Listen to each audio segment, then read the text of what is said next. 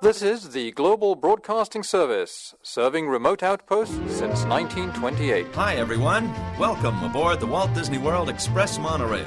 Caramba, we have something really big for you today. Welcome, foolish mortals. Now then, hang on to them hats and glasses, because this here's the wildest ride in the wilderness. This is the DBC Pod with Phil Schoen and Jason Dodge.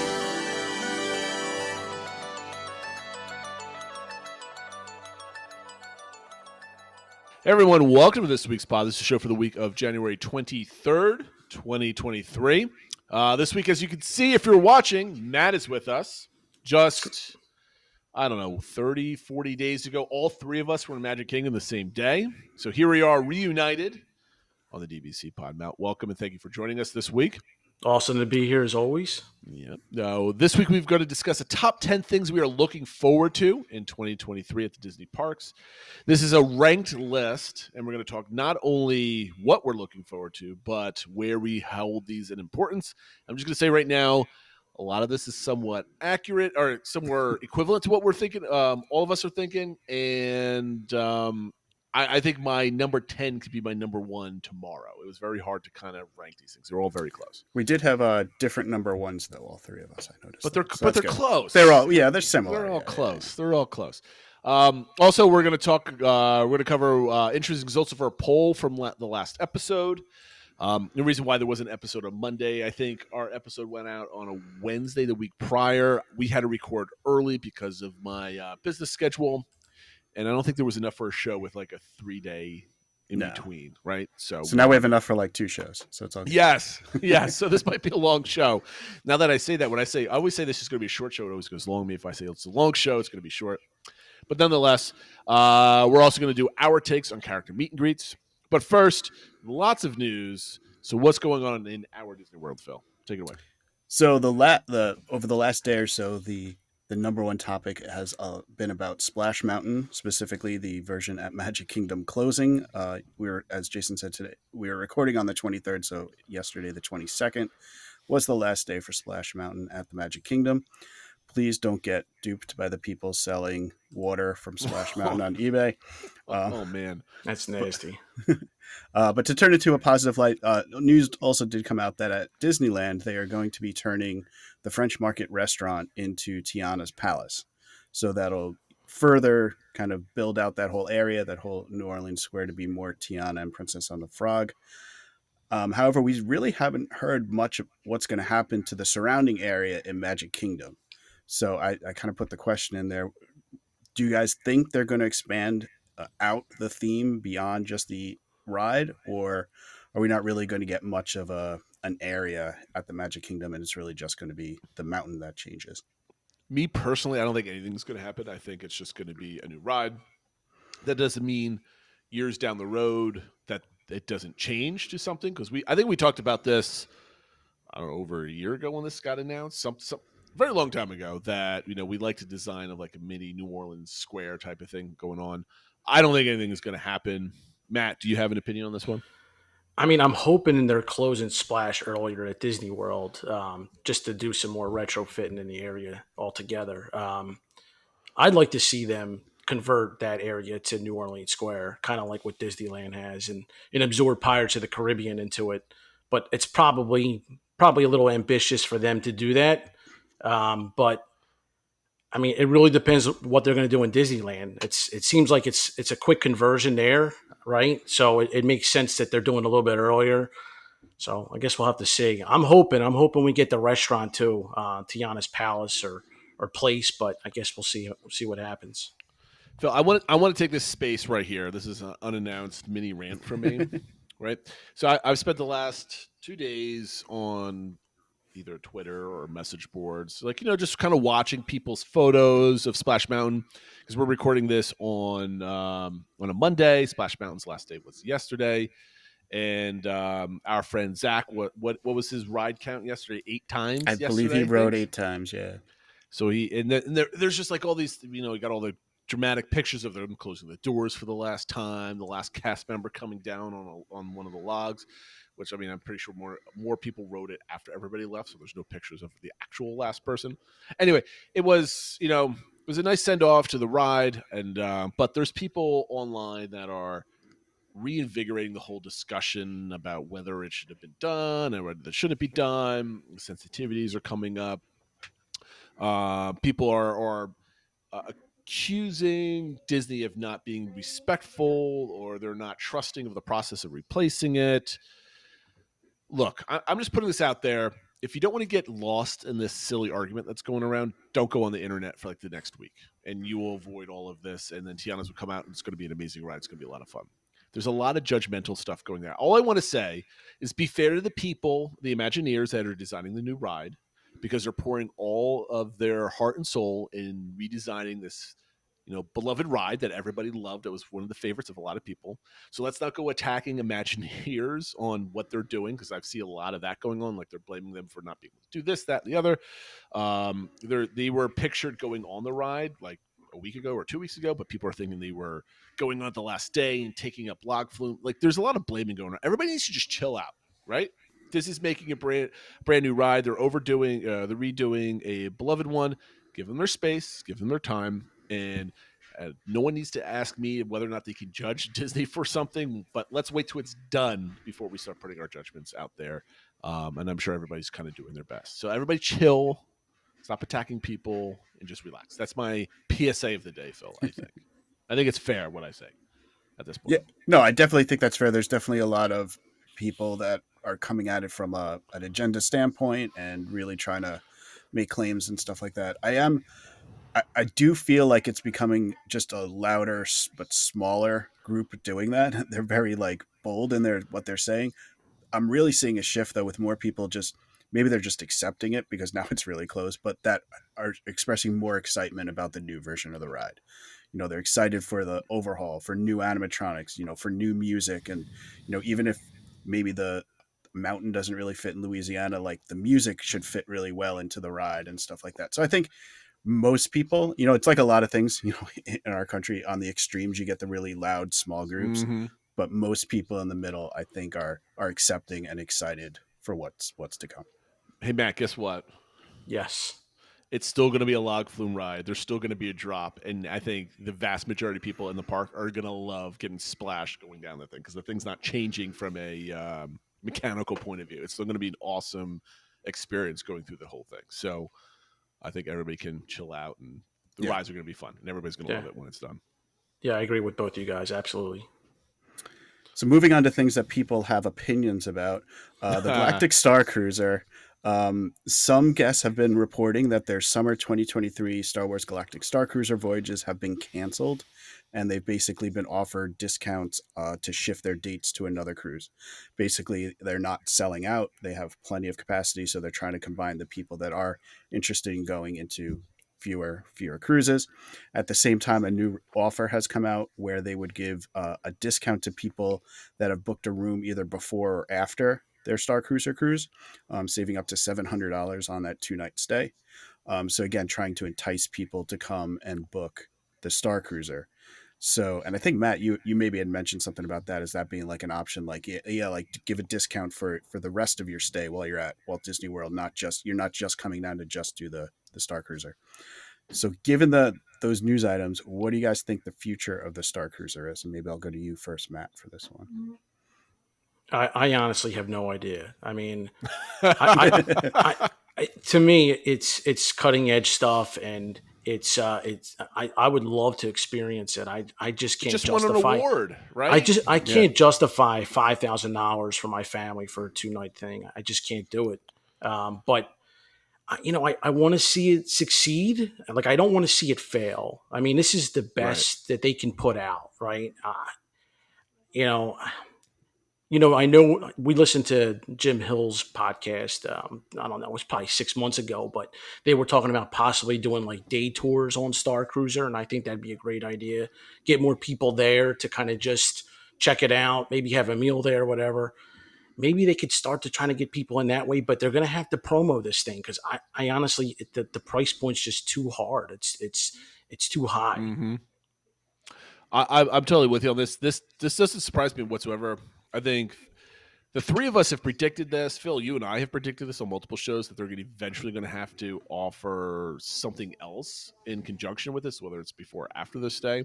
I don't think $700 discount on further extending your vacation is going to entice anybody to stay. They're not discounting the two-night experience. And still, even if you're going down, then you want to offer a 2-night stay, you still then going to have to go pay for $200 per person per day for tickets into the parks, right? So, I mean, you're still spending. They're asking you to spend not only the $5,000 for the 2-night stay, you're asking them to spend even more to stay at a resort.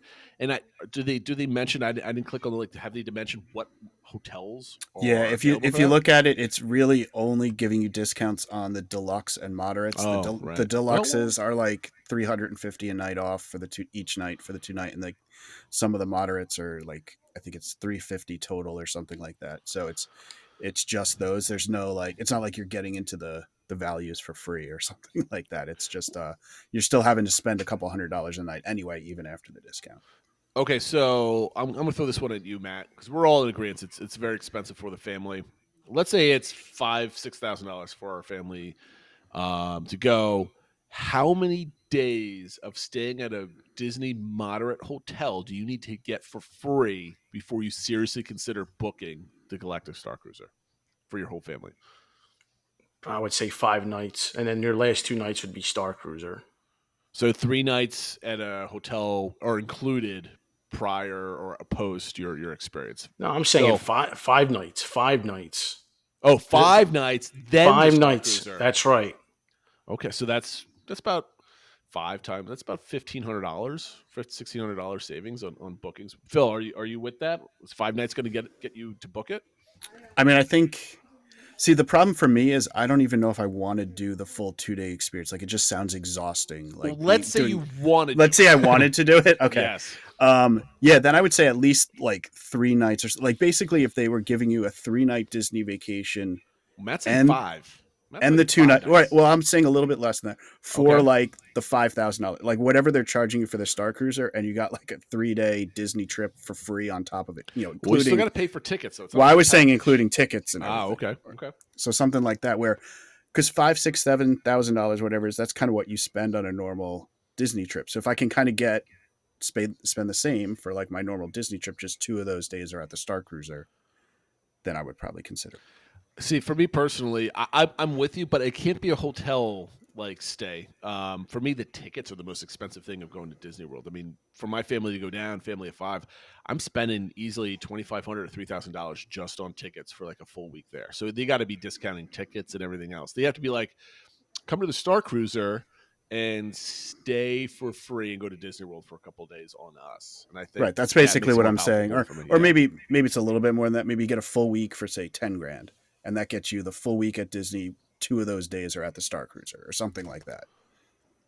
But that comes if you're doing a full week, let's say 6 nights, 7 days. But part of that 6 nights, 7 days is the Star Cruiser, and the whole thing is $10,000. Yeah, you're only getting about $1,000 or $2,000 off your typical stay if you're going to a moderate. I'm thinking so. It's not that. That would be amazing, Phil, but that's a hefty price tag anyway. Also, anyway. I think what we can learn from 3 Disney pros right here, it's going to take a lot for us to book this. And my big thing, though, is that I do hope they try different versions of the excursions, whether it's just a day trip, maybe 1 night or something. I hope they don't just keep the same thing but start cheapening it, because I think that doesn't serve anybody. And then I hope it doesn't just become a generic hotel that happens to be Star Wars themed. I hope they kind of keep the immersion to some level. Well, I mean, here's the one thing I think, Matt, that we could kind of fully take from this is, as you being a travel agent and booking Disney trips and seeing everything, I think this is the beginning of them getting creative on how to get families back to Disney World with their soft booking. So they're offering $700 for 2-night stay. They're offering X amount of dollars for dining coupons and stuff like that. Right. I mean, they're trying unique things. So, maybe part of our top 10 we should have added interested in what kind of discounts, different kinds of discounts they're offering in the year to come. But What next? What are some other updates? So you got, Phil? there's been some updates for Epcot. Just Journey of Water inspired by Moana. They announced, they didn't really announce. It came out in a D23 article, but that it's now set to or planning to open this fall. Before they just said this year, so at least we have a little bit more of a time frame, and we've been seeing a lot of progress to it being made of late. On the flip side, on the maps, the latest Epcot maps, they've removed reference to the future home of the Play Pavilion. There's now nothing on that. And per Scott Gustin, Disney is reevaluating the plans for that pavilion. So don't expect anything soon to happen there. Prior to the Splash discussion, the big hubbub has been about signs. New parking lot names have been announced for Epcot, and they're using characters from Moana, Finding Nemo, and Guardians of the Galaxy, and also WALL-E. So people were agitated that they got rid of the old names, which were like, Imagination, Discovery, things like that. Now they're the Moana lot and the Nemo lot. Although it just came out, there was a new sign that said they're kind of splitting them. There's space lots and Earth lots. Okay. And so that's the way you're going to go, and you're going to find that you're in Moana in the Earth lot section or whatever like that. So why they didn't use the same names as in the parks and have, the nature lots for World Nature and the Discovery lots for World Discovery, I don't know. It's a parking lot. Who cares? Yeah. Exactly. That's what it comes down to. But, people find things to get. They look get upset. pretty, right? I cool do like the signs. style of the signs, Yeah. I must say. They're pretty nice. But on to much more exciting news, there is potentially that there going to be more activity being built at Walt Disney World. Chatter started with the latest Reedy Creek Improvement District meeting. Matt had mentioned about the Disney Dish podcast. Len Testa was talking about this because he went to the meeting and he said he was probably the only person who's ever attended who hasn't actually been connected to it. And everyone there found it quite amusing that he was asking all these questions and stuff like that. But they put forward their district land purpose master plan, which they're supposed to do, I think, every 10 years. But the last one they did was in 2010. So that was for the 2020 plan. They were supposed to do one in 2020 for 2030, but with COVID, they didn't. So Len's was putting forward, well, isn't it interesting? They're doing it now. And maybe they're just thinking, let's get it done now before there's potentially changes to the Reedy Creek board and, with the government putting people on it and stuff like that. But the interesting thing on there was it does say they have approval for adding 2 small parks and 1 large theme park to the land. And that got approval. So theoretically, Disney has the go-ahead from the Reedy Creek Improvement District to add up to 2 more small parks, which they said are about the size of a water park, and basically what would be a 5th gate. Now, don't get too excited. This is what the plan that they passed in 2010 said as well, but it's just good to know they're still thinking about it. It's still on there, so they know if they want to do something in the next 10 years, they're able to. So obviously it got everyone excited, saying, well, what could this be? What do we think this will be? But I don't know. Matt, do you think it's anything or No, just no, I just don't. I mean, bureaucratic stuff? no, they had to expand the other parks first. I can't even imagine them getting to a 5th gate for a long time. I'm not going to say never, but I don't see it being in the next 10, 15, 20 years. I mean, they could easily expand every single park, and they need to have the volume of an extra park. There's no need for a 5th gate, like we've been calling for on the show for many years. They got to expand Animal Kingdom. They got to put more in Disney Hollywood Studios. Magic Kingdom needs more capacity. I mean, we could spend the next hour talking about this, but this is more, I think, like you said, Phil, is a bureaucratic thing. They're putting it on the record. They're putting a slot in just in case the government wants to get a little funky with government appointee people on the board of Reedy Creek. I don't think this has anything to do with Walt Disney Company planning to do anything. Right. I actually did have some ideas about the 2 smaller parks. And we know that Universal is going to be opening up something in Frisco, Texas, right? It's built for kids. Maybe that could be something that Disney would do at some point in Florida or in Orlando. They'd put a smaller park, basically more for kids. Obviously all the parks, they have the Dumbos and the carpets of Aladdin, but I think that'd be a pretty neat fit if they built something, basically just exclusively for kids. So I think, if anything, that's a long shot, but that's closer than a 5th gate opening up. Yes. Yeah. And my thoughts were almost to go the other way and build a smaller park that's more aimed at older people, like that's good teens too. and adults, almost something like what Pleasure Island was back in the day, with different like nightclubs and like kind of the adventurers club, and maybe do like escape room type things, and kind of things that are geared just towards a little older people, but you could do it on a smaller scale and stuff like that. I thought that might be an interesting thing. I like it. But we'll see. But apparently they do have money to build things, because Josh D'Amaro came out and said that there's no shortage of money. And I guess on the Disney Dish, they mentioned the number they've heard is about an extra $1 billion in capital expenditures supposed to happen in the coming year or years at Walt Disney World compared to in the past. So it was an interesting statement. It got, especially when they're negotiating with the cast member unions, to come out and say there's no shortage of money, but you're not paying the cast members more. Maybe it's not the best timing. Yeah. But it does get people like, okay, they have the money, they can build things.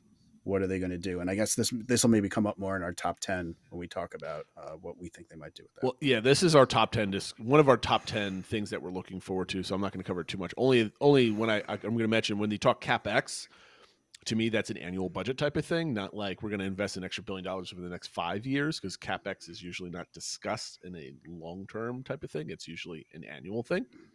And other than that, I'm pretty excited. Maybe this is a hint of how we're going to rank things, but I'm pretty excited about this one to see where it goes, whether it's cast members getting paid more or some other things. So we'll talk about it later, though. Yep. I'm stoked about it. And the last news item I was going to touch on is related to character meets, which will lead into our take for the week. But so a number of character meets have returned or will be returning at Magic Kingdom. So Pete's Silly Sideshow has reopened. So on one side, you can same characters that were there before. It's the characters in different outfits. So you can meet Minnie Magnifique and Daisy Fortuna on one side, and the astounding Donaldo and the Great Goofini on the other side. So it's nice to have more things to do in that area of the park, in the Storybook Circus area. And also it was announced that Enchanted Tales with Belle will finally be returning on February 19th. And actually just yesterday, Ariel and her Grotto meet just reopened. And both of those will be Genie Plus Lightning Lane attractions. So I know this is those are two items that went into the DCI. So it's nice to see. I know Enchanted Tales with Belle specifically was one you were following for the DCI, Matt. So I'm sure you were glad when you saw that was coming back. Yeah, it's a big deal. It's a good attraction. So it took forever for them to open it, but we'll take it. And I'm glad it's back.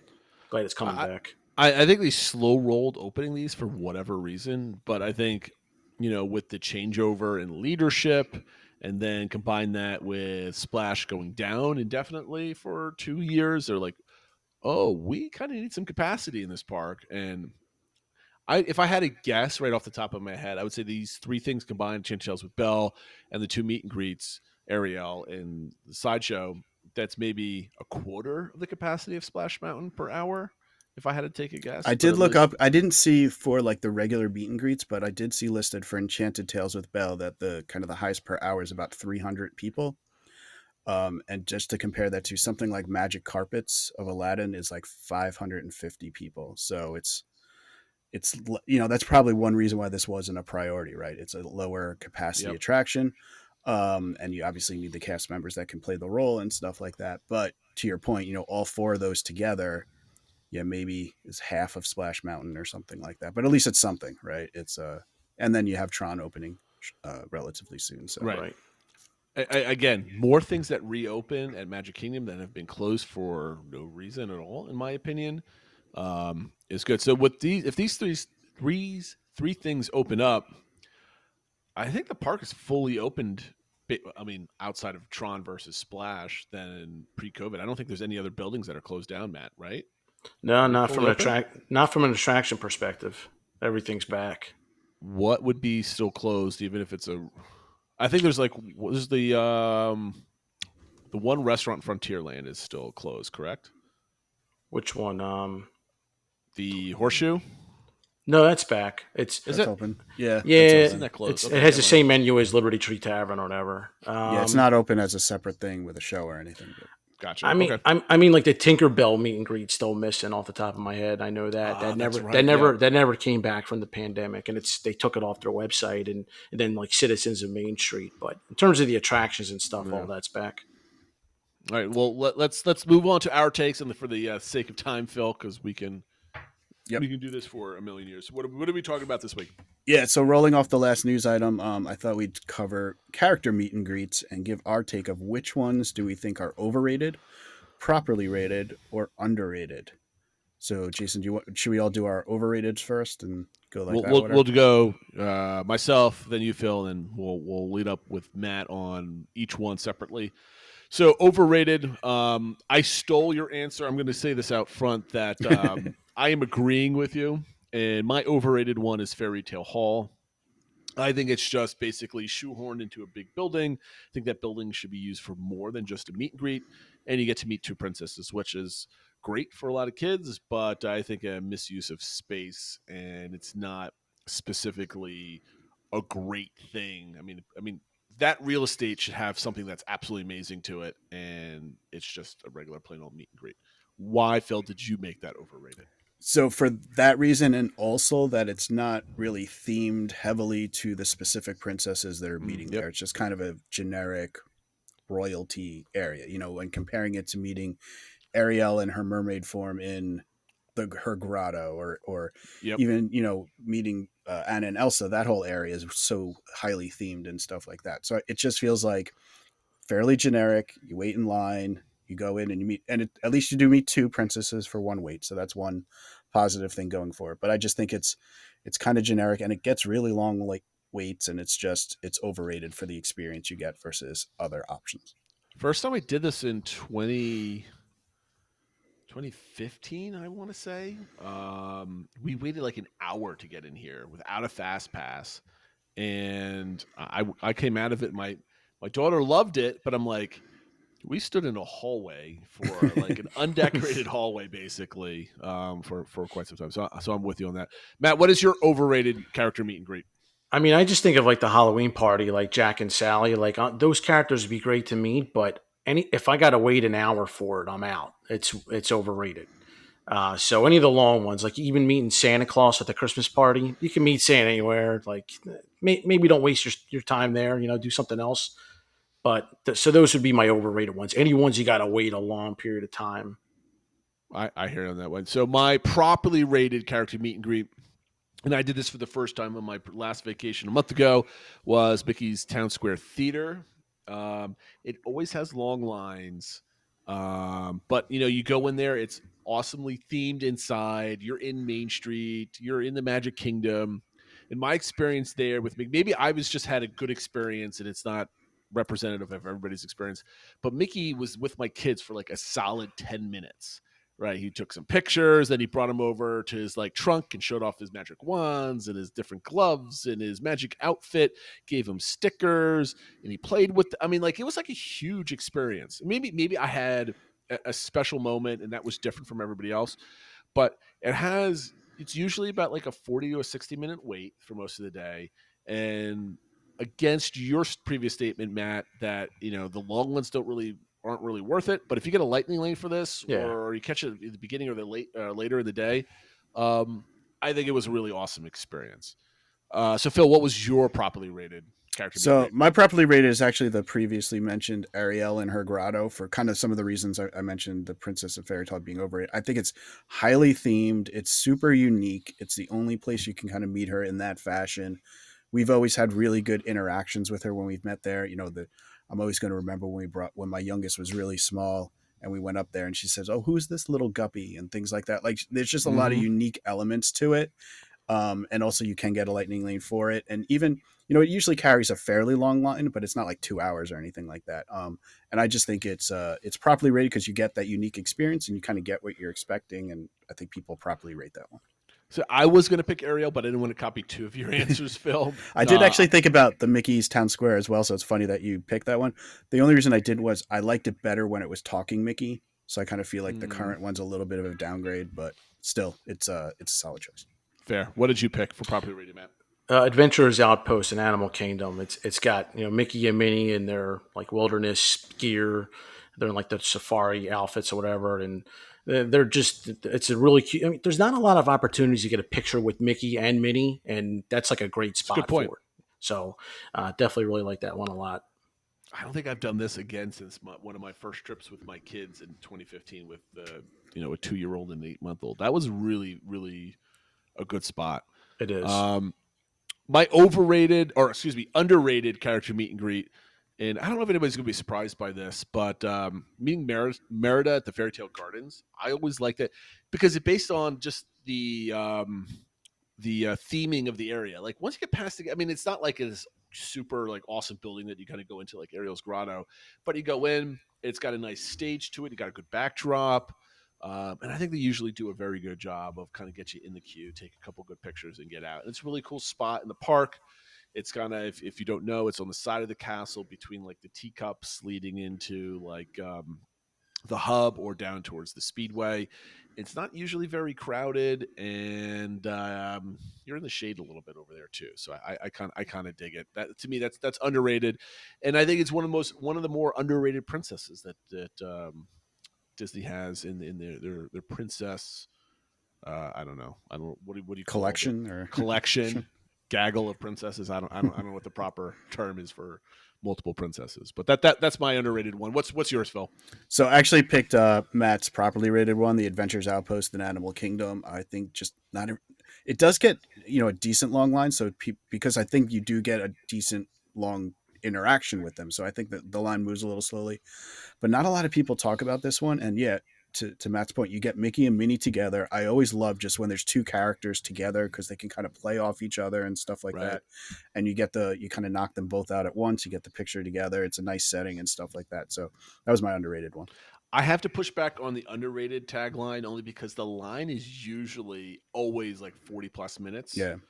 And Expedition Everest can have like a 15-minute wait, but Adventures Outpost usually has like is double whatever Expedition Everest is. So I don't know if you could call it underrated because most people are appreciating it, Phil. I don't know. But not many people do talk about it. It doesn't get a lot of I guess that's what I was thinking, underrated more than anything. But yeah. I'm with you on that one. Matt, you are keeping us in suspense because you didn't put down your underrated. What have you chosen? Yeah, I kind of thought. Yeah, I kind of thought about it. Meeting the toys at Toy Story Land is a real good time. I remember my kids met like Woody and Jesse for the first time, and they were really into Toy Story, and those characters were just great. And you don't have to deal with lightning lanes, whatever. They're always standby lines, and they move pretty quick. And they're absolutely hilarious. Just the toys, the way they interact with your kids. So really good meet and greet there. I got to say, I've got a picture hanging on my wall of my three-year-old son meeting Buzz for the first time. This is when he was going through a huge Buzz phase. He had like the Buzz toy, like the big one that you get at Magic Kingdom, and we got online. So we're just waiting for something, and we kept his back to Buzz until we got to the end of the line. Then we turned him around, and like Buzz was like right in front of him, like waving at him, and it was an awesome moment. So that is a pretty cool spot that you can go in. I don't think you can wait more than 20 minutes to meet these characters at these spots because the lines are definitely pretty small. So I think that's a good one. Wait, maybe that's that mystery building going next to Woody's Lunchbox. Maybe they're going to make that like a more formal meet and greet area. Yeah, I mean, now they're just kind of out in the open there. Maybe they stick them over there. I don't know. That'd be awesome. A good surprise from Disney actually building something we weren't expecting. Yeah. And I'm sure the cast members that are friends of those characters would appreciate if it's air conditioned. And out of the sun. True that. Yeah, that's a good point. All right. Well, thanks for everyone for that. And a reminder of our social media accounts. Let us know what you think are underrated or overrated character meets. You can do that at Twitter, Instagram, Facebook, or on our YouTube channel. Leave comments. We're all at the DBC Pod, or join the discussion on our Discord channel. Quick note on the new members. So we have a new member to the Discord, Joe C., and also Russell Jones Jr. has subscribed to our YouTube channel. And the Disney Comeback Index, there was a slight update from 92.47 to 92.71 due to the Pete Silly Sideshow meet and greet reopening. So since you are the master of the DCI, Matt, I didn't know if any other last comments you'd want to make on that or any thoughts you had to like kind of the future of the DCI since we are kind of getting close to everything being back. Yeah, I did actually add a couple more line items just today. I turned on housekeeping that's returned to all the deluxe resorts. I wanted to wait a little bit to make sure that wasn't a bad rumor, but it looks like it came back. So your typical, daily housekeeping is returned at the deluxe resorts. And then Ariel returned into a grotto. I put that in today. So we're actually at 92.95%. So we're pretty close to 93. We're getting there. And obviously Enchanted Tales with Belle's going to help. Tron's going to keep pushing attractions over the limit. So we're gaining some good ground. I don't know if there's any big ones coming back, but we'll have to see. I am going to be curious, but if you're still going strong by the end of the year, what some of the new Epcot stuff does to that final score. I'm looking forward to that for sure. All right, let's get to our top 10. So Phil was awesome enough to put a top 10 list together of things that we were looking forward to in 2023. And a lot of these things are not just like individual things, but like groupings of things. And I'll give you some examples. Like, for example, the Walt Disney World celebrating their 100th anniversary, or Destination D23, things that are on the Disney calendar for this year that these are not things that we're going to base trips around or whatever, but these are things that we consume from the comfort of our own home that we're looking forward to kind of tick around. And before we get into what the top 10 are, we're going to go through 10 through 1. We've all previously ranked these in our own minds, and then we average out those scores. So that's how we're ranking these 10 to 1. And the only two things that are not on this list that could be are Roundup Rodeo Barbecue coming to Toy Story Land. And the what I'm actually looking forward to is the investors call that's on February 8th. That should be interesting as well. But that's not on the list. Those are on the list. So Phil, how do you want to do this? You want to just go 10 to 1 and then we'll go 10 to 1, and I kind of highlighted who seemed to have maybe the highest rating amongst the three of us for each item. So you get to kick this off, Jason, with number 10. Number 10, the Walt Disney Company celebrates its 100th anniversary. I ranked this 9. You guys ranked this 10. So this came in the 10th thing that we're least likely. And we should say, about. these are 10 things we're looking forward to. So yes. Even though it's number 10, it's still something we're looking forward to. It's just not. There's basically 3 bands of things in here. Like, we're all grouped. Our 1 through 4 is very close, and our 6 through 10 is very close. It's the middle that's kind of muddled up a little bit. You asked me again tomorrow to re-rank these things. My 9 could be number 2. Right, so this is it. So why is this 100th anniversary the least thing I'm looking forward to? I'm looking forward to a lot of history type of things, documentary type of things. I'm hoping Disney Plus has a bunch of cool stuff coming to it.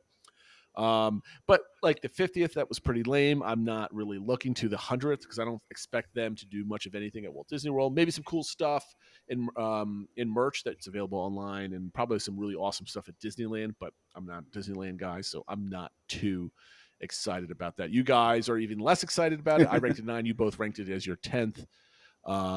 So again, I don't think they're going to be doing anything special other than some tags or some merch. So I don't think this is anything kind of park wise that's very interesting, I think. And number 9, Phil, is yours. So number 9, I grouped these two together, kind of new characters coming to the Magic Kingdom and Epcot. One is the announced Figment meet and greet, and then the other is that the Hatbox Ghost will be added to the Haunted Mansion. Obviously, I'm an Epcot Figment person, so I'm excited for Figment, but I'm also really curious to see what form it takes. Is it kind of more of the puppet animatronic that somebody carries around? Is it the Figzilla giant version of it, or something else? So I'm kind of curious about that. And the Hatbox Ghost is just a really cool effect. I did get to see that at Disneyland when we went out there, and it's a really cool effect. So I'm glad to see that coming. It's not, I'm not planning a trip or anything around seeing it, but it's nice just to see a new edition coming. And one of the great things about the Haunted Mansion is they do every 5 to 10 years, they add something to it and kind of keep it updated and stuff like that. So I think those are two nice additions to come in that I'm looking forward to. So I ranked this 10 because I don't really, I care. I like things being added to the parks, but this is all right. And if you put the Hatbox Ghost without telling me into the Haunted Mansion, I might miss it by going through that ride. So this doesn't rate high. So this was 10 for me. Matt, why did you stick this below? Or why'd you stick this at the very at number 9 versus number 10? I guess I'm kind of curious to see about the Hatbox Ghost. I think that's kind of a cool thing. I know it was in Disneyland at one point or whatever, and I think it will kick up the Haunted Mansion a notch. So it'll be a cool thing. And the Figment meet and greet, I guess anything with more Figment's good. So compared to the 100th anniversary, the 100th anniversary doesn't really do much for me. Like you said, Jason, we're not Disneyland people. Hopefully we'll get there one day. But it's not. You could just know that Disney World's not going to celebrate it, and especially after the 50th. It's just it feels like it's just going to be like a minimal effort thing. I'm actually more excited about going to the Franklin Institute in Philadelphia to see the Walt Disney Company's 100th exhibit that they're putting on in a couple weeks. So I'll be sure to check that out. But yeah, so that's why I got that ranked higher. Yep, I feel in that. And then number 8 is you've highlighted for me, Phil, is increased use of Magic Band Plus. So I had this at number 7. You guys had this at 8. So just to kind of recap, we all agreed on 9 and 10, and we all kind of had this one at all. I love the Magic Band Plus. My kids love them. Like we talked about on our trip recap shows, and Matt, you even mentioned this on some of your trip recap shows on your podcast.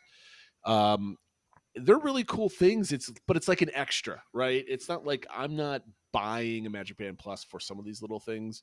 But I'm really looking forward to finding out more of what they do. I just suspect, Phil, that we are not going to get like updates to Magic Band Plus, like this new it's just going to happen, and people are just going to find out by using it. They have strongly hinted that it'll be an element that interacts with the Journey of Water exhibit coming to Epcot. So they have kind of said that like there are things coming for it. So I just hope they keep doing that versus just like, oh yeah, new fireworks show or whatever, but they do keep thinking of it when they're adding things. So like as they're making Tiana's, will it do something, something extra on that ride or something like that. So we'll see.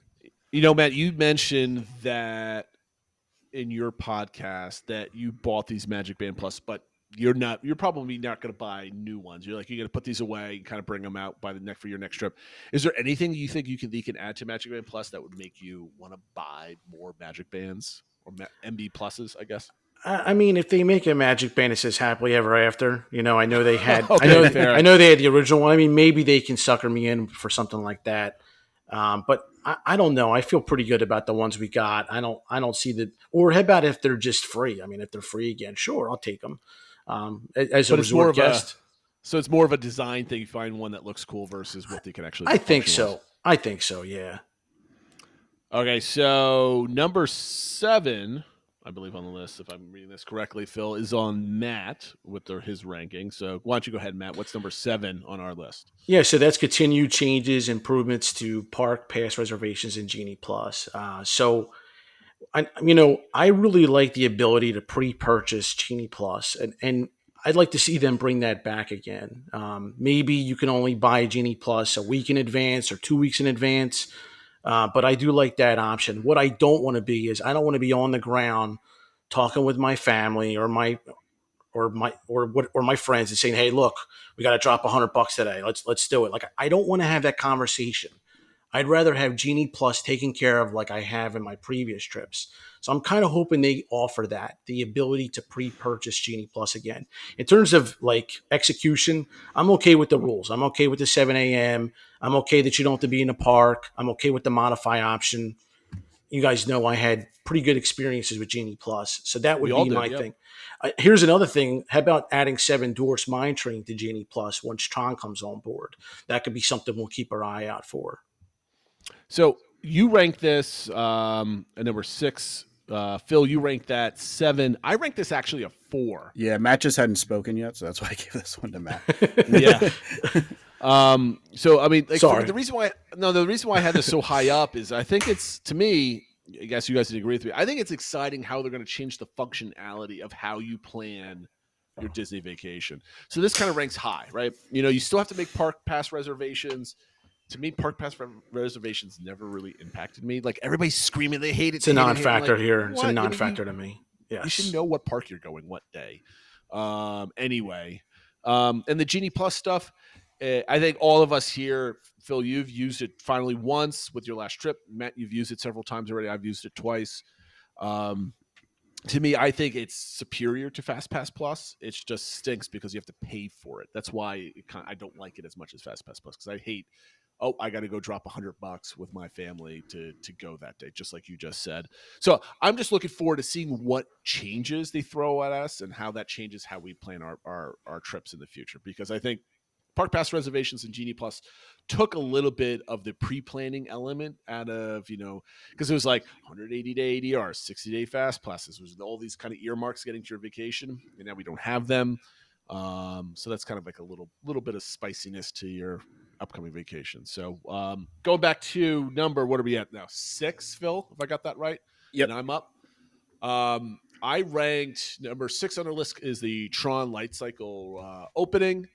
And I think you and Phil, we pegged this at a 5. I think this is just like, I'm excited about a new ride coming to Magic Kingdom. I'm really curious to see how the flow of traffic is throughout the park. I'm not really super excited about the ride as far as being somebody that's not going to be there. I'm not planning a trip around Tron. I'm going to love it when I get there, but I'm not specifically going there for it.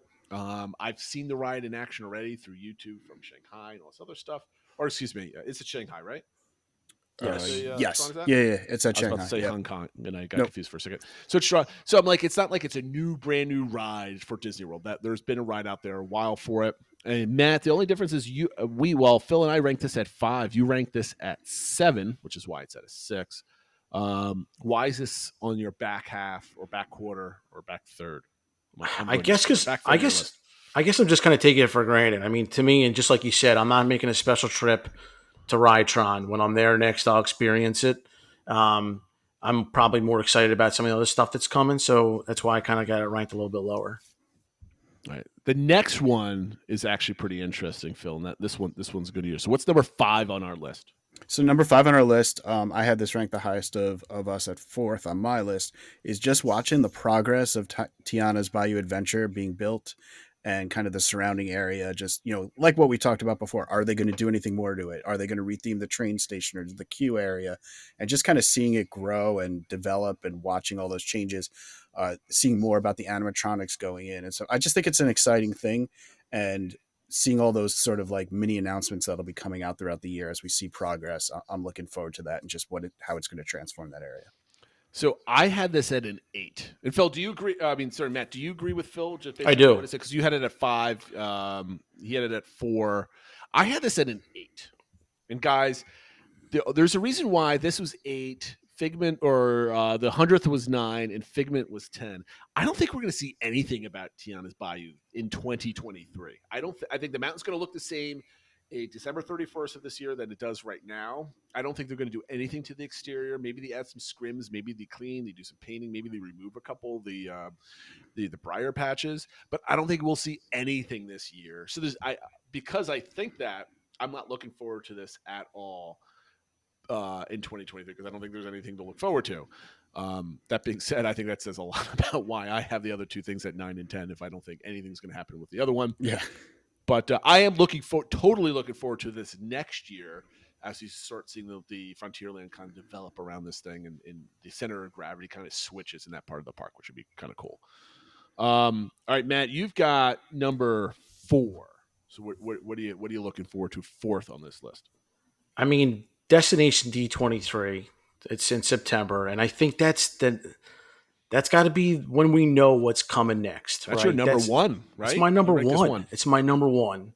So, obviously we were kind of let down with the expo, but they kind of talked about blue sky stuff. I think we get some type of plan actually greenlit here where we hear about either the Moana attraction in Animal Kingdom or their Big Thunder expansion. I think, there's also, I don't know if you guys, again, Len Testa and Jim Hill, they keep talking about stuff going on in Morocco that, there's potentially, I think they said a street rat coming or whatever at some point. Mm-hmm. Like, there's some talk about that, some people walking around with blueprints and things like that. So I'm hoping that D23, we get something substantial. We just don't know. Beyond Tiana, we don't know. So I think we got to get something concrete. If there's anything any word I could use to describe you, Matt, it's an optimist when it comes to all of these things. Phil, you and I had this 6. Are you just as cynical as I am about D23? I didn't know where to put this one. I think I rethought about this. I had this at like 2, and then I had it at like 8 or whatever. It settled at 6 because I don't know what it's going to be. I am excited for it because of the potential of those big announcements. I think there is a chance we get that. But we were let down last time, and I'm afraid to have my heart broken again. So I guess I'm trying to keep my expectations in check, so I'm not too disappointed. So and I just don't know if it's things that'll be like more blue sky, like, oh yeah, we're definitely going to do this, and you'll see it in 2028 or whatever it is. So I don't know. That kind of just made me move it down a little bit in our list. I hope we look back on this and Matt was right, that we should have all had this as number one. If 80% of what Matt expects or hopes D23 is, if that hits, this goes number one on my list, right? Yeah. It'll probably be like a new DVC building or something. Right. I mean, like if it's what I expect, it's like 20% of what Matt expects to be. So I'm very hesitant to put all my joy into this, but I mean, I did put it at number 6. It was in the back half of my list. Yeah. Phil, you've got number 3. Yeah, and I will say, as we're getting into like the top 3 answers for ours, we're all pretty highly ranked by all 3 of us. So, and they were all pretty close. But number 3, I have just the Epcot construction going away and Moana Journey of Water opening. I think just seeing that area of the park open up and be able to walk through it and see what Moana Journey of Water really is. It still feels like we don't know exactly what the attraction is going to be, and it's like opening relatively soon. So I think that whole thing is exciting to me, and that's obviously it's something for my favorite park, and I'm just really looking forward to seeing that happen. I know it's not going to be 100% done by the end of this year. It's probably going to go, until the construction's totally done, it's going to be into 2024, but it should be largely done, and I think it'll be nice. I ranked this at 3. Matt, you ranked this at 4. I have this high up just because I can't wait for Epcot to be a functional park again, and that half of the park where you can actually walk through it and enjoy the experience. That's not the World Showcase. The only reason why it's a 3 and not maybe a 1 in my books is because it's not all going to be done, just the Moana section. So that's basically what it handicapped. Matt, why do you have this at 4 versus anything higher? It's kind of funny. I mean, like you said, Jason, if I redid this one, maybe this would be my number 1. I mean, just thinking about it. Obviously, the new Epcot shows coming at the end of the year. I mean, that's part of the new Epcot, right? That's huge. The replacement to Epcot Forever. And but are we getting the Dreamers Point? I think so. They said the end of this year. They said 2023. So okay. So I don't know if we will, but I'm expecting all the construction to be finished in Epcot by the end of this year. I mean, that's what they said, and I mean that's what they said a while back. I don't know. I mean, they definitely move slow. So, well, that kind of goes into our number 2, right? This is number 1 on my list. And this is what we were alluding to in our news segment earlier is where does that extra $1 billion in capital expenditure go? We've seen a slurry of news articles from a lot of different mainstream and kind of non-mainstream publications that usually don't talk about Disney, but they talk about finances and everything, vacations and stuff like that, is that there's a lot of pictures out there of like different parts of the park that look dirty and grungy. I mean, they're cleaning Space Mountain now. Like, why is it taking them so long to repaint and clean Space Mountain?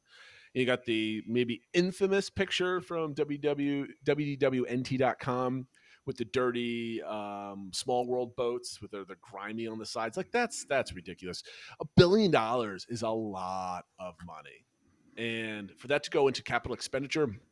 And hopefully Disney's going to actually build a lot of small things to add to the park rather than just like $1 billion sunk into like one attraction that can swallow 2,000 people an hour type of thing. So I'm really excited to see. Maybe it's like here's the optimist in me, Matt. Maybe it's Josh D'Amaro who's unleashed and given money and he can bring the park that he envisions, because he's got his previous job before he got to Disney World was being president of Disneyland. And Disneyland's doing all the right things, in my opinion. They got all the cool stuff, cool character meet and greet. I think they're doing it right over there. And people aren't really complaining about Disneyland versus Disney World when it comes to a lot of different things. So maybe he's unleashed. I don't know. I mean, proof is in the pudding, right? So we'll see. But I am super excited to see where this money goes. And maybe that's why D23 kind of pushed back for me, because I think while D23 might be happy. Here's the next 5 years of Disney World. This is the near future of Disney World, and the type of stuff they're adding. And both of you guys had this at number 3 each. Yep. Why did this rank number 3 versus number 1 for me, Phil? Why did you have it at 3? I'm excited for what it could be. I guess it's similar to my D23 comments. I just don't know what it'll actually be, and will it actually materialize, or is it just things that we don't really see?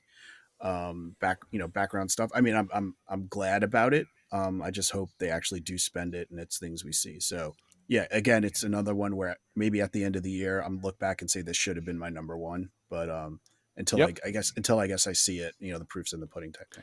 Matt, I think the best way we could see this going is we stop seeing like all the articles from Wall Street Journal or Len Testa saying there's higher uptimes on rides, maintenance is doing good, facades Right. aren't falling down at Hollywood studios.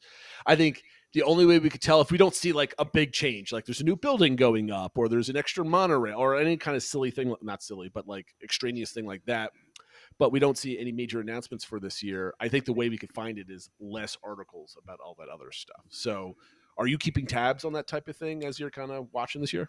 I mean, yeah, absolutely. I mean, wouldn't some of the 1 billion capex going into like Tiana's Bayou Adventure and what they're doing in Toontown and Disneyland? Isn't that part of that money? Or, I think or it was the 1 billion for the world, Phil, or is that just for parks? So, well, I mean, parks? he covers the parks, and so that's what he's speaking on. Just saying we have an extra billion of capex. I took it to mean above and beyond what was already Yeah. earmarked.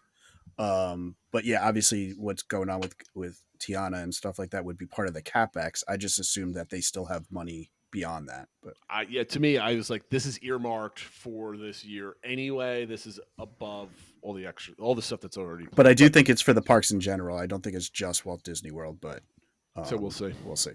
Yep. So Matt, you've got the last one here, or number one on the list. So what is number one, Matt? We gave this one to you, sir. I appreciate that. So the return of Happily Ever After and Epcot Forever. I mean, Epcot Forever. I mean, I liked Harmonious, so it kind of made me go from a 1 to a 2 there. But obviously, I'm like the biggest fan of Happily Ever After. Glad it's coming back. We got the Main Street projections now, which is going to be cool. So, and I'll be interested to see if they change any part of the show. I mean, they're going to change any music at all? I don't think so. I think they'll add some Encanto clips and some other new IP stuff, but I don't think we'll get any music changes. So I'm excited to see the show, and I don't think anybody was ready to say goodbye to it when they did. So it'd be good to have the show around and know that it's the permanent show for a while. Yeah, I'm super excited. I don't really care about Epcot Forever coming back. I care about the show that comes back in place of that. But I'm really stoked about Happily Ever After. Phil, this is all of our number two for whatever reason, which is kind of funny. I think this is huge for Magic Kingdom. I don't think any show at the Enchantment doesn't put a cap on the end of your day than the Happily Ever anthem that became for Magic. I don't think Happily Ever After ever leaves Magic Kingdom after this point. I think Happily Ever After is probably going to be here for the next 10 to 15 years. I agree. I also just see it as a good sign of, or at least it feels like from the outside, Disney management kind of listening to the fans and saying like, we want this show back, and they're bringing it back. So 100%. So that's our top 10. Phil, I think our top 10 are formatted. A short version of this is going to be our DBC engagement of the week. So we're going to go slowly right to our DVC engagement from last week. Next week is going to be a modified version. Do you want to do a Twitter poll for this, Phil, where we do like the top 3, top 5, and everybody votes for their favorite that they're looking forward to in 2020? Yeah, let's think about that if we want to try another Twitter poll, or maybe we'll just be like a regular Disney engagement, let people comment what they're excited for. But we'll yep, we're talking about that. So our DVC engagement that was previously ongoing, if you guys don't remember, was we put up 4 different things, and you had to pick one thing for a park improvement. And I'll quickly go through them again. It's either build a new expansion at Magic Kingdom Beyond Thunder Mountain, kind of what they did the Blue Sky thing at Destination D last year. Build a new land that connects the Rock and Roller Coaster with the Star Wars Launch Bay at Disney Hollywood Studios. Basically go through that Hollywood Studio arch, and everything is different from there all the way wrapped around to Rock and Roller Coaster. Expand Pandora on their expansion plan and build a replacement for Dinoland. So basically bulldoze that and add on to Pandora. Or add 2 new countries to Epcot. And this is not just one, it's 2 new countries. And you could say whether those countries are just basically restaurants and shopping, or each one gets an attraction. Use your imagination. I don't really care. I'm not getting that deep into it. But adding 2 new spaces into the World Showcase. Phil, why don't you review how everybody voted? on this one. All right. So the option, and I have to say I was a little bit surprised by some Yes. of the votes. The option that had the least amount of votes was Epcot adding 2 new countries. Only 14.6% of people voted for that. I was a little surprised. I think you predicted this. To I be the thought this winner, would be right? number one because it always seems like every time there's a Destination D23 or the Expo or whatever, everyone's like, they got to announce a new country. We need a new country. Blah, blah. So I thought saying, okay, here's 2 new countries that people would pick it. But it sounds like from reading comments and stuff like that, it's like, yeah, people want that, but they don't think the park, now with the other work done to Epcot, they don't think the park needs it as much as some of the other parks maybe need work. So that's why it wasn't, since you could only pick one, that wasn't the one they picked. Mm-hmm. Third choice with 19.5% of the vote was building Beyond Big Thunder in the Magic Kingdom. This was my predicted winner, I think, and it's in third place. So Yeah. we don't know anything about. Yeah, we don't know anything about our audience, apparently. In third place with 29.3% of the vote was second place. Or second place. Sorry. 29.3%. In second place was Hollywood Studios building that new connecting land. And then the winner with 36.6% of the vote was Animal Kingdom, adding on to Pandora and redoing Dino Land. Which is amazing to me. To me, I if I had to personally pick one, Animal Kingdom was the one I was picking. Because my favorite parks are shifting, right? Magic Kingdom was always my favorite park, and that's coming down on the list only because of the crowds, right? I still love the park. I want to go there more than anything else, but the crowds are detracting from my experience there, and that kind of deflates it in my ranking. Animal Kingdom, I've always said, was always my least favorite park because there's not a lot to do there, but it's the most gorgeous park out of all 4. It's so well made. I would love for there to be more reasons for me to stay longer at that park versus what we have right now. And if you remember from our trip report, I walked in at 10, I left at a little after 6. I was there for 8 hours, and I could have shortened that trip by 3 and still had all the same amount of stuff done. So I'm looking forward to, because this is one of the things that's most likely to happen. The earliest is a Pandora expansion with Way of the Water hitting $2 billion worldwide, and Dino Land being basically a parking lot at this point. No pun intended. Phil, actually, I'll go to you, Matt. Which one would you, if you didn't vote, which one would you vote for? I did vote, and I voted for Epcot. I voted for the two countries, the 2 pavilions. I mean, maybe I'm just like, I don't know, an old person, but I just love World Showcase, man. I love just walking around, just taking it all in.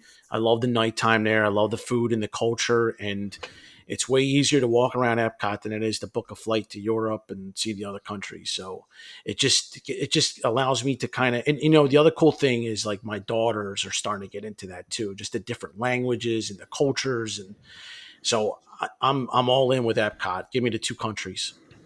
Yeah, Matt, don't tell Phil, but I think Epcot's slowly going up on my list as one of my favorite parks. I think it still matches Magic Kingdom at this point, but it was farther down. I like it for the chill atmosphere of the park. Yes. I don't know what happens when Harmonious goes, because I love that show at the end of the day. It was quite the spectacle, and I kind of love that. And I didn't really mind the barges. I mean, they were ugly, yes, but like I'm not really looking out over the lake at that point. My thing is that it's, Epcot doesn't need more to do in the countries. It needs the Future World or whatever it's called now. It needs all its help, and we'll see how that turns out. Phil, which one did you pick? So I did pick the Animal Kingdom one, and I think it's for the same reason that a lot of people gave for why they picked that, in that it would really transform the park, and really, for those that think it's only a half-day park, it would make it a full-day park, or multi-day park type thing, where it would, well, everything else would be great to have. People wanted, anything, get some new stuff in Magic Kingdom. That's where we spend the most time. Great, but I think everyone who voted for this reason felt the Animal Kingdom option would be the most transformative of any of the parks. So that's why if we could only pick one, that's the one they picked. And I think the low-key interesting thing here is with the Hollywood Studios change when you connect the land. I mean, we kind of rant and rave about how horrible Hollywood Studios is as a park, from just walking around, getting around that area. Like, it's just all dead ends. It's hard to kind of get to like Toy Story Land or Galaxy's Edge. And I think be it connecting those two areas, making that a loop would do so much for the flow of that park. I think that drastically changes your experience there, and it goes from a headache of having to do like Sunset Boulevard once and only once, and then doing the rest of the park, and then coming back there at the end of the night once you kind of left it there, because that part of the park is gorgeous, right? But it's also a dead end. Once you've done Tower of Terror, there's very little reason to go back into that area of the park once you've gone to Toy Story Land and everything else. So I think that kind of shows that people are itching for like a little bit of a transformation at that park, which I think they can easily do. There's plenty of room. That's going to be another $1 billion expansion because there's a lot of teardown and stuff like that. Phil, you had an interesting option for this. Yeah. So the one thing I wanted to say was because I thought more and more about the Magic Kingdom expansion, because it'd be great to have those new lands, but then that just brings more people into the park. One of the biggest issues we have lately of Magic Kingdom is just the crowds. Like, do we want 20% more people now at the end of the day on Main Street looking at the fireworks and stuff like that? So one thing I thought was, because they mentioned about having villains out there, what if it wasn't really just a land or a mini land? It was almost like another mini Magic Kingdom themed to villains, and it has, say, like Maleficent's castle, and they project the nighttime show on that castle as well. So now you have a second area you can watch the fireworks and the projections from. And maybe even that's a new entrance into the park, and they build like a hotel off that way. So it really like tries to help with the crowds as much as just new things to do. And if that would kind of like, if that's what the change is, where it now tries to take crowds off of Main Street and things like that, not just new attractions, would that impact your vote? No, only because you can't have another entryway into Magic Kingdom that doesn't get you down Main Street the first thing that you do when you walk in the park. I don't think they ever mess with that feeling of just being in the Magic Kingdom and walking down up Main Street towards the castle. I don't think they want to take that away. Do they add a Galactic Star Cruiser experience to the Magic Kingdom at some point? If Star Cruiser actually is viable, yes, I think that's probably the second thing that they do. I don't think you save the crowding around the castle for the fireworks by adding a second place for projections. While it's a great idea, I think, in practice, I think what you do is you just do more 3D mapping and more stuff 360 around the castle. So a good viewing area is in the back and in the sides. There's not like you have to be in the hub to see everything, or you're basically, you're not seeing anything type of thing. So I think they're going to have to adjust it that way. But I think that's a good idea. But I think everybody's going to. I think it'd be cool if it was like had a villain theme to it too. So the projections going on, and then like when the song shouts, happily ever after, you hear all the villains like booing and things like that, or something. like kind of have like that would be awesome though. Like give it like kind of a different view of the nighttime show that I thought now people maybe want to see it twice and stuff like that. I'm 100% fan of a villains area at Magic Kingdom. Like if that Beyond Thunder, I mean, we saw that in Blue Sky. It's like a villain type of thing. I think that's wonderful. And people have been chiming about that forever. Matt, would that change your vote if you added that type of thing? Yeah, I mean, kind of like what Universal does, how they connect their parks with the Harry Potter attraction. I haven't done it yet, but that would be awesome if there's a way to go from Magic Kingdom, the back there, to the fifth gate, and that would be the Villains Land. Like, I think that'd be cool if it was a separate land then. And obviously if you have Park Hopper, you go in between, but yeah, I mean, Magic Kingdom definitely has an attendance issue. I mean, so adding more things there, adding more capacity, it will help, but they're just going to raise how many more people can get into the park. I'd rather see them address the other parks first, but I understand. I mean, nothing's going to compete with Magic Kingdom. I don't think they could ever do anything to Magic Kingdom to get less people to go there. I mean, unless they do major revisions to the other parks. Like I'm talking about 2 more Star Wars Galaxy Edges in Hollywood Studios.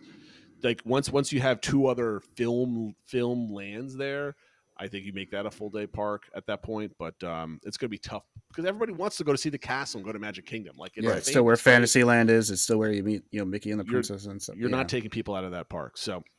That being said, Matt, why don't you plug who you are, where you are, and where people can listen to you on your bi-weekly show? Because we haven't done it yet.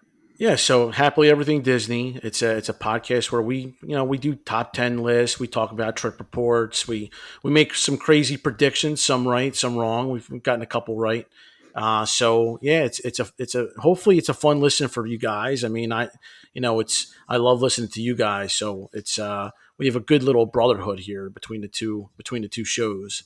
I feel like the little brother, but yeah, I mean, it's the same type of style. We don't really do a lot of news, but we do predictions, and we had Scott Gustin on in November, which was a lot of fun. So great show, by the way. Like, go back and listen to that. It's still relevant to this day, I think.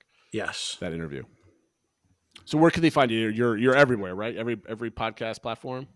Yeah, every podcast platform. Yeah. Awesome. Okay, Phil, I think we're gonna end it there. Did I miss anything, or we're?